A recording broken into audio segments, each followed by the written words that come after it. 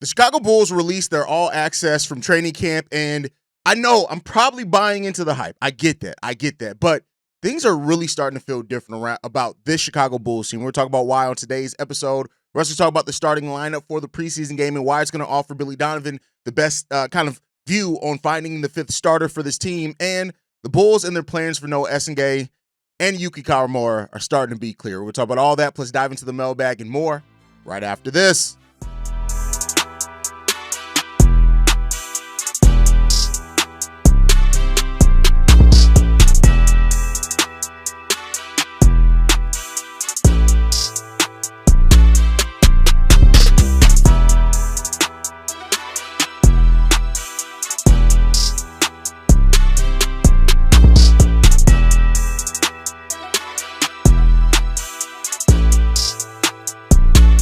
What's going on, Bulls fans? Welcome to another episode of Chicago Bulls Central, your number one spot for everything Chicago Bulls related. I'm the host, Eric Hayes, but more importantly, you guys can follow the channel at Bulls Central Pod on every social media platform we happen to be on. With that said, let's go ahead and get into this content for today, y'all. And Chicago Bulls released their all access from training camp. And listen, I get it. They release their all access every year, and it just gives an added insight on the Chicago Bulls, and things really just are looking and feeling different about this team. If you watch the All Access, and I would implore everybody to go do, I'll cut some of the highlights into this for those that are on the YouTube side of things, but this seems to be a really intense practice by the Chicago Bulls, or intense training camp. And if you go and look at the previous training camps, it didn't really feel not nearly as intense as this, and it seems like Billy Donovan is really locked in to what he wants this team to be as far as identity, and that's what when you do return a roster, the majority of a roster. And also when you do finally set in on a play style, you figure out how to supplement that, right? And it seems like the Bulls have done both those things, right? Of course, they brought back most of their roster. The only new additions to this team is Noah Essengue and Isaac Okoro, right? As far as on the main roster, yes, Yuki Karamura is there, but Yuki's a two-way contract. And how often have we seen two-way contracts play in the actual big games for the Bulls? We'll talk about that a little bit more towards the end of this episode. But, so those things are there, right? But I think when you also look at this, like Billy Donovan seems like he has a different level of focus as well. And, he, again, as I said with everything, you got to make sure that this is going to maintain into the season. So, Winton, before you even get to start typing, yes, they have to prove it. But I'm gonna read a quote here from Billy Donovan. He says, "Guys, we have to be a whole lot better right now. Can you do it when you're fatigued? I'm sorry you're sore. Get fucking over it right now. Let's do shit right. Let's do shit the right way." And that's what you need, right? And keep in mind, Billy Donovan's been a coach that has acquiesced to his stars for a long time, right? Like, he benched Zach LaVine that one time. That whole thing came of it. He never really did it again, right? And that was despite some bad performances from Zach at times, some bad performances from DeMar at times. Like, nobody ever really got benched. Even Vooch, when defensively, he was still out there sometimes, right? Now, I think with this team being younger, you've seen differently. Like, look at the start of last season. Josh Giddey didn't play in fourth quarters, and he didn't play in fourth quarters because his defense was bad. As the season went on and Josh Giddey performed better and locked in more defensively, Josh Giddey was out there in fourth quarters because of what he brings offensively and the fact that he wasn't as big of a negative on defense. And I think that what you're seeing right now is that, that Billy Donovan is locked in. And maybe it's the new contract, and he knows he's going to be here for a little while again. Maybe, and we've seen coaches. People will remember, people thought Pop was going to retire before they drafted Wemby. And then they got Wemby, and Pop stayed around. And, of course, then his health ended up, catching up to him, and now he's no longer the head coach there. But there's new youth movement by the Chicago Bulls and the new direction of this roster, as well as a new play style and just a roster that better fits modern basketball, may have reinvigorated something in Billy Donovan. Now, yeah, he was named to a Hall of Fame this year. We know that was mostly because of what he did in college. And in no way am I saying all of a sudden now Billy Donovan's going to be this much better coach that, we're going to want to see here for 10 more years. I'm not saying that. But when you look at a foundation setter, right, Billy Donovan has a chance to be that. I personally still think when the Bulls finally get a roster that they're happy with, eventually they're going to come to the realization like, hey, we're going to need a different coach to get us over the top. That's just based off what we've seen so far.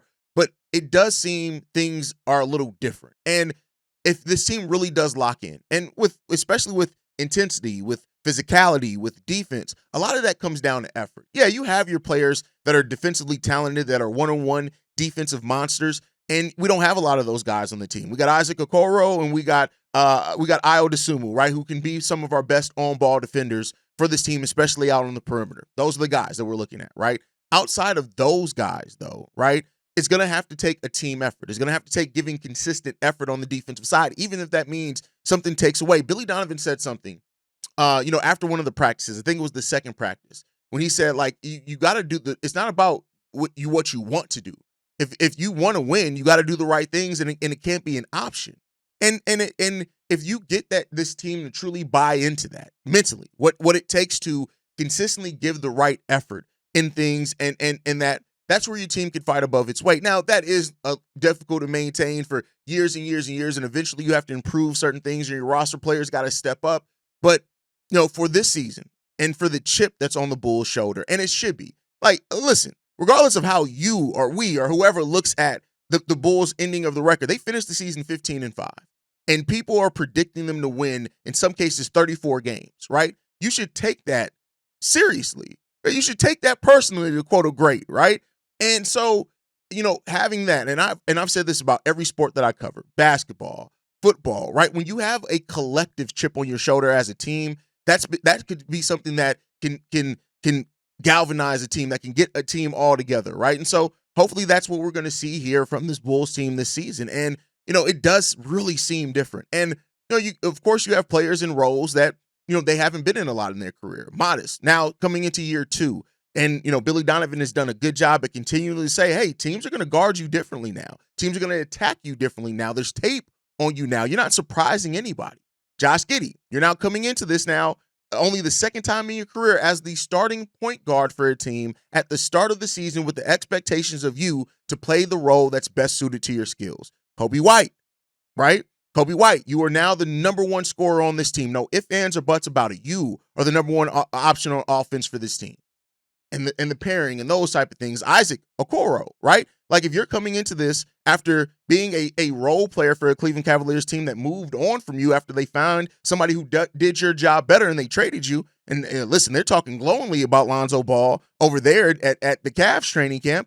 Like, what now do you do? Because your role on this team is going to be simple. Whether you're starting or coming off the bench, we need what you bring defensively. We need what you bring physically. We need what you bring in intensity. We need that, right? We've been sorely lacking from that. And I guess when I talked about on-ball defenders as well, P. Will could be one of those guys too this year. You guys just know I'm at the place now with P. Will where you got to show me. That's just what it comes down to for me, for P. Will. And if he shows it, great, right? But we need that intensity from Isaac Okoro. So that's your role here. Now, if you can hit some open shots, you drive to the lane when we play fast break, you finish around the rim pretty decently, all that's great. You got a 40-inch vertical. Go out there and handle that, my boy, right? Go out there and handle that. But it does feel like this team is geared up and at least mentally ready to go. Now, we'll see a lot of the stylistic stuff in preseason. I don't think the Bulls are going to come out there trying to take 15 charges in preseason. So I already know there are going to be some that get to type in. If the Bulls, don't look necessarily the best defensively, oh, what about all that? Like, preseason is going to be about as much fighting the rotation as anything else. But I do think we could see flashes of that. I do think we could see glimpses of that. And I hope that we do, and we see it very early on into the season for the Chicago Bulls. So if this season does end up being different, keep in mind, I'm one of the more optimistic Bulls content creators about this team. If they do come in and it actually looks different and it matches up the words, if it matches up these glimpses that we've gotten from All Access, and I will keep this in mind too, All Access is edited, it's curated, so they could have picked the best moments of practice and we could just be seeing the best of that, right? But if it does look like this, and this team has, like, because we have a team full of good guys. One thing that AK has done is went out and made sure that guys with character on this roster, right? And thus, then, if you get everybody to buy in with that character, then, hey, you could be off to the races on something here. You could be building something here. A lot of these guys don't have contracts this upcoming year, too. So, like, when your team, like, we have 7 players under contract, there are 15 people on guaranteed rosters, right? I mean, a guaranteed contract. So when you have 8 players that don't have contracts for next season, do you have big contract years from at least half of those players? Can you do that, right? Because that's another thing that could play a part into this as well. So we'll see what the Bulls bring this year. I'm excited about it. Preseason game tomorrow. We will be back full gear. Pregame show. Watch party. No more halftime hangouts. We will be live for a watch party during the entirety of the game. So make sure you guys stay in tune with us for that as well. So we will be live for that also. But yeah, it's gonna be fun. This is gonna be a fun one. This is gonna be a good one. And yeah, we'll see where the season takes us. But with that said, let's move into the next topic that I want to talk about, and that's the Bulls starting lineup, right? There's been a lot made over who's going to be the Bulls' fifth starter. And, Billy Donovan has basically only mentioned Kevin Huerter and Isaac Okoro in that. Of course, I mean, I don't think they've closed the door to Dalen Terry or Patrick Williams if they show something, for example, and I'll say this. Listen, with Dalen being as young as he is, with Dalen's shot profile increasing like it has been, if Dalen were to, let's just say that something crazy happens and Dalen Terry walks away with the starting small forward position and he actually performs well, that's another sign of this youth movement that we have here. Now, I don't expect that. I do expect it to come down to Kevin Huerter and Isaac Okoro, right? Those are the guys. One of those two guys are going to be your starting small forward, 99.9%, right? One of those guys are going to be that. But I think that what we're going to happen and what we're going to see with this preseason game for the Chicago Bulls, and especially because Coby White is out, is you're going to see both those guys in the starting lineup. I would expect that you're probably going to see Josh Giddey, Kevin Huerter, Isaac Okoro, Buzelis, and Nikola Vucevic as your starters there. Now, Billy Donovan did say after practice yesterday that he's going to meet with the medical staff. They're going to make determinations on who can play what and if anything's going on there with, Josh Giddey had an ankle thing. Patrick Williams had, an ankle thing as well at one point, in this training camp period. But, barring anything from the medical staff that we don't expect, that's probably going to be your starting lineup. And that offers a chance, especially if you go through, because it seems like Coby may only play maybe in like the last preseason game. But so if you go through this preseason and you're starting Huerter and you're starting Okoro, that gives you an opportunity to really see, all right, who is bringing it. Now, the downside of that is you're not getting to see either one of those guys with Coby White and got to see the fit there.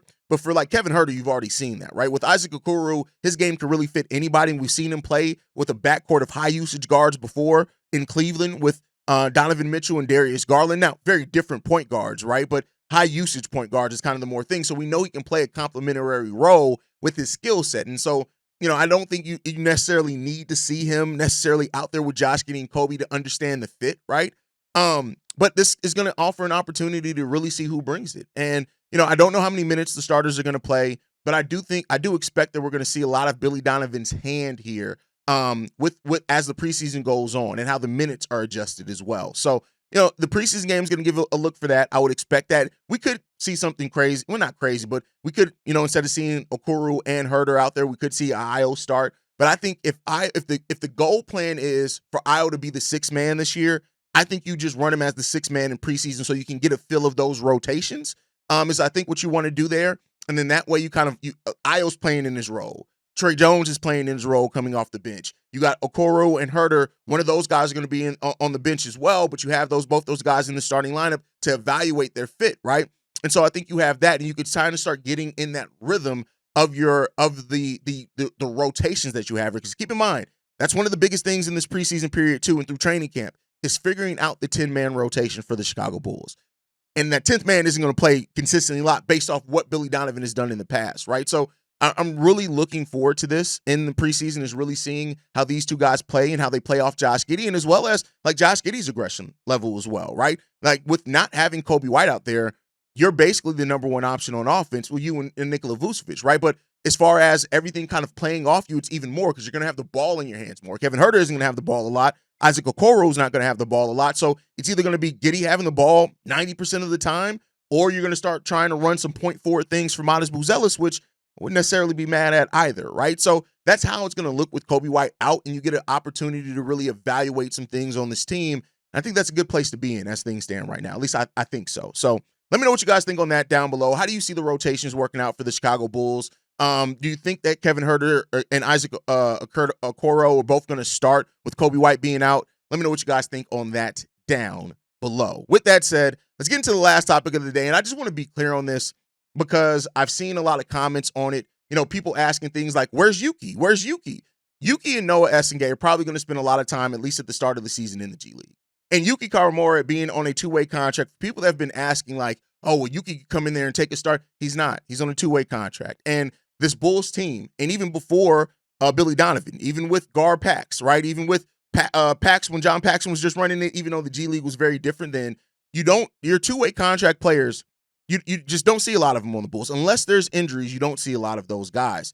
So, Emmanuel Miller and Yuki Karamura and Lachlan Albrecht, the chances that you guys see those guys a lot in the regular season is very slim to none. And so I want to be clear there I get it. Yuki's very exciting. And if you want to see him play basketball, go and watch the Windy City Bulls. They literally they play games. I think they play 40 games on the season, something like that. They're going to be a lot of them. Their season more so starts in November than in October. So stay on the lookout for that. But for those that are hoping that, and I do think Noah Essengue is going to spend some time at the start of the season in the G League. How he performs there is going to be telltale. Now, I mean, if you go back to the quote that AK said in the media day, he said this when it came to Noah Essengue and his role.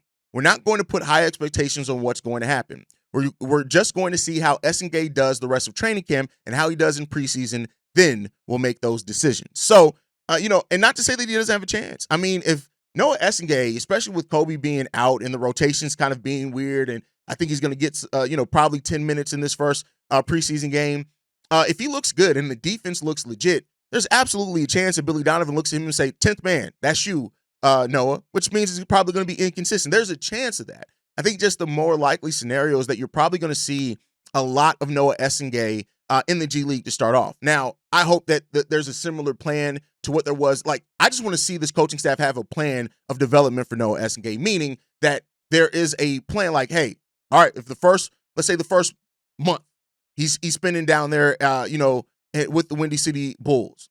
Great. If there's then plan, all right, we're going to bring him up. We're going to work him in 5 minutes here and there, 10 minutes when we have the lead and we can get him a little bit more. If there's a plan for that, I'm all fine and dandy with it. I just want a plan. For too long under Billy Donovan and with this team, we've drafted these raw rookies and we really haven't had a plan of development for them. I want to see a plan here. And if Noah does excel at the G League level, where he looks like he's above that level of competition, much like Modest Buzelis did last year, give the guy some burn. Don't just have him in the G League just by default, and then no matter how good he plays or not, then he's just stuck in the G League. That's not what I don't want to see for Noah Essengue. And so we'll see as that season goes on from him. But the way that people in the building are talking about him, I would not be surprised if Noah Essengue is playing pretty decent minutes by the end of the season. Not Modest's level by the end of Modest's rookie year. Keep in mind, he's 18. He's the youngest player in the league. But I do think we're going to see some of Noah Essengue where by the end of the season, we're probably seeing a consistent 8, 10, 12 minutes, something like that, depending on the defense that he brings. Now, that can end up reeling back in, as we get to the play-in, right? And if the Bulls are competing for that in playoff spot. But, we'll see. And like Noah said himself, he's more ready than a lot of people to give him credit for. His coach said it. And so we'll see what happens there. All right, let's get into the voicemail. We got one voicemail that Vikram left late on Sunday, knowing the mailbag gets posted early. But this what Mondays are for. They're for overflow. Let's go ahead and play this voicemail from Vikram. What's up, Hayes? Vikram. Been a minute. Have you been? Just wanted to reach out. I was thinking about these trades that people are proposing, and there is one guy that I think would be inexpensive, but also a good target. I know a lot of people have their eyes on a Walker Kessler trade, but like you said, giving up picks without being a playoff team or being like a top 7, top 8 team, the purpose of like building organically, right? Like you're buying to get into the playoffs, and I feel like giving up even if it's one pick could really be like detrimental to what we have. Because say that year in 2027, like someone, I don't remember who it was, but they mentioned that they would give up the 2027 pick that we have. I feel like that's not the best use of our resources, and instead we should wait it out, let players grow, let Vooch be the guy that he is, and then maybe at restricted free agency, like try to get Walker Kessler, or we can pivot to someone cheaper. Like we have a lot of like these forwards, guards that are like itching to play like as the 10th man. And if we go after, like, in a lot of these forwards, like, they won't get rotational minutes like Dalen Terry, Julian Phillips, because they're just people in front of them. So, I have a player, Jalen Williams on the Thunder. Not J-Dub, obviously. But I feel like we could go after him because right now there's a big hole at our center position for the future, and they have a lot of centers like Chet, Isaiah Hartenstein, and I think Kenrich Williams. and Jalen Williams is behind all these guys. So say we give up like a player like Dalen Terry, or even Julian Phillips, who's under contract for the next 2 years. They need like these really cheap but back into the bench players, especially because they're going to become really expensive. And I feel like they don't want to like bring back Jalen Williams when he's already making like over $7 million a year for the next 2 years. Like especially with next year, J-Dub and Chet's contracts are kicking in, and that's going to become really expensive, especially if you want to keep Caruso and Ihart. So if they reduce their costs and go after like some wing depth, I feel like that could be a good route they can go in, but also give us like a chance on like a prospect like Jalen Williams. So yeah, let me know what you think. So it's funny enough you bring this up. So on tomorrow's episode, I will be looking at other center of the future options that the Chicago Bulls can look at. I did a little mini episode on it, but that's going to be one of the focuses of tomorrow's episode, is that other than Walker Kessler, the other centers that the Bulls can target in restricted free agency or in trade. But I do think, like, to your point, like the Bulls could also target Walker Kessler in restricted free agency. And whereas instead of giving up draft capital, they're giving him a larger contract to try to get the Jazz to second guess matching that contract, right? I think that's an option that you have here for sure. And then that way you're not giving up any first round picks, and then you're taking. I don't think that the Bulls, not to say that they would not make a trade for Walker Kessler, but I don't think they're going to meet the demands of the Utah Jazz. And for that worth, I don't think a lot of teams are going to, if the ask is really 2 first round picks. I don't think they're going to do that. And like you said, I would love to see the Bulls hold on to the first round picks if they can, right? Now, as far as Jalen Williams from the OKC Thunder, right? Not to say that that's a bad prospect at all, right? But he's 6'9", 240. He's more of a power forward that can play center than a straight up center. And I don't think that the Thunder are going to be keeping Isaiah Hartenstein past this contract. Like, with how close they are to that second tax apron, I think the point of them drafting Thomas Sorber was so that they can get him ready to be the starter by the 27-28 season, because Isaiah Hartenstein is under contract for 1 more year after the season on a team option, right? And I think with Jalen Williams, he's under contract. Again, not J-Dub, Jalen Williams, the big man. He's under contract. He has a team option in 27-28 and only $7.7 million. So if you do get to a point where you feel comfortable with Thomas Sorber being your starter out there with Chet Holmgren, and then you have Jalen Williams at that point as a cost-effective backup, I think you're pretty good, right? So I don't know if they're going to be looking to move Jalen Williams. So that's just my thought process on that. So that's where I am with that. But, there are a lot of center options. Like I said, on tomorrow's episode, I'm going to get really into a lot of them, because there are a lot more than what I think some that are bigger risk than others. Some where I think that you can get a center that has a play style you want, but maybe you don't sign them to a long-term deal and you still draft another center and develop those guys. There's a lot of different options out there, but I'll get into those tomorrow. But guys, thank you so much for tuning in. Make sure you guys are following us at Bulls Central Pod. You can send us any feedback, questions, comments, concerns. bullcentralpod@gmail.com. And lastly, if you want to leave a text message and or voicemail for the mailbag, the number to do so, 773-270-2799. We are the #1 spot for everything Chicago Bulls related, but that is thanks to you, lovely and beautiful people. And like I like to end every episode on, go Bulls. Love you guys. See you ready if you can, y'all. Peace. This has been a presentation of the Break Media.